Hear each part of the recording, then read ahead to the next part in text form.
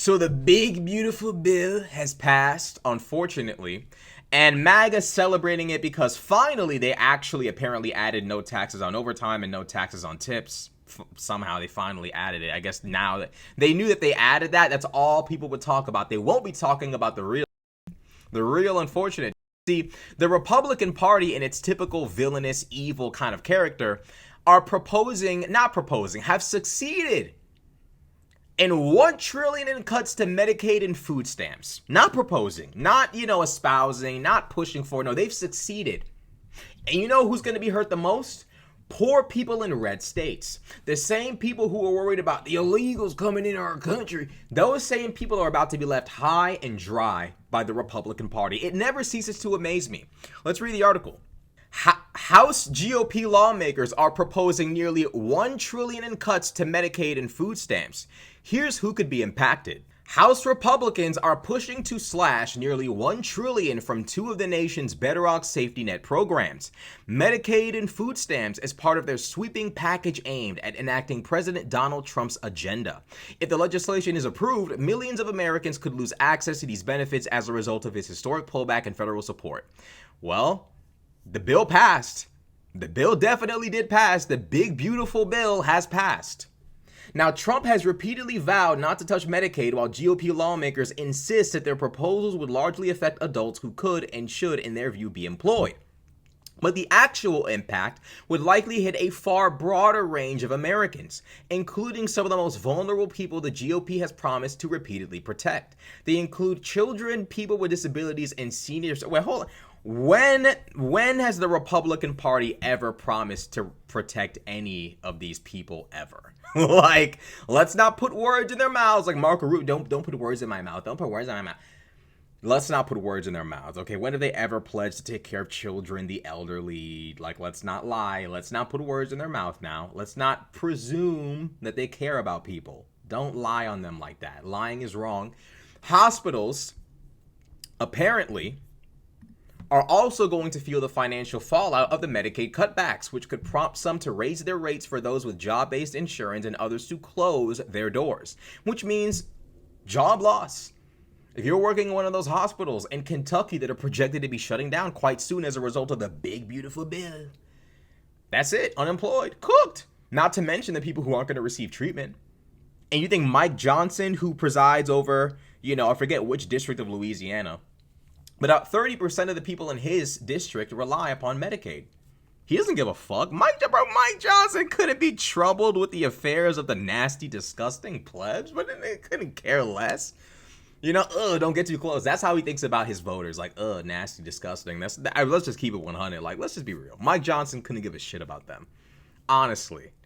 States would have to shoulder more of the costs of operating these programs, which could force them to make some tough decisions. Among their options could be slashing enrollment, benefits, and provider rates in Medicaid, or pulling back on residents' access to food stamps. They might also shift spending from other state-supported programs such as education and infrastructure, or hike taxes. Look at the trickle down. Look at my country, just death and destruction everywhere. To make up for the costs, they're going to have to possibly literally slash enrollment benefits and provider. Oh my God. It's just like, this little part right here is just death and destruction, bro. And they think this is an accomplishment, by the way. This is an accomplishment. He calls it the big, beautiful bill. I swear to fucking God, conservative voters are fucking retarded fool idiots who do not deserve to ever talk about taking accountability. It always blows my mind that for the last 10 years, they ranted and raved to women and black people about, let go of the past. Stop talking about oppression in the past. Just take some accountability. Pull yourself up by your bootstraps. And then, when you point out shit like this, conservatives say, well, telling us that we're not voting in our self-interest isn't going to help you. We're just going to keep voting Republican. It's like, whoa. What happened? Nigga, you was talking all that good shit 2 seconds ago about accountability. Now when it comes time for you to realize that you're not infallible and perfect because you're white and straight and Christian and male, now all of a sudden accountability is too good. You're too good for that? That's what these people believe. Whenever they fuck up, it's not that big of a deal. And you should never bring it up. But if you are dealing with the legacy of oppression, if you are dealing with the burden of oppression, dealing with the cycles of chaos it brings, shut up. And not only that, they couldn't even care less about rural, poor white people. The bill they're about to pass is going to destroy them. They don't even care about these people. Look, I don't need a group of people to be historically oppressed for me to care about them. I care about the poor, white people living in the Appalachian Mountains and in rural areas of the South. I give a shit. If I were the president and I had a Democratic majority in Congress, I'd try to pass legislation for everybody, including them.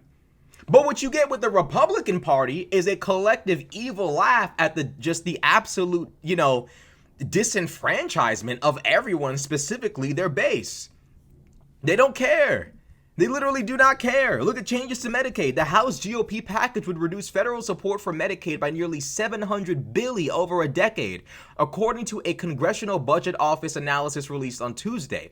The proposals would strip Medicaid coverage from more than 10 million people over 10 years, though some are expected to find health insurance elsewhere, such as through their jobs or the Affordable Care Act exchanges, according to an earlier CBO analysis released last week.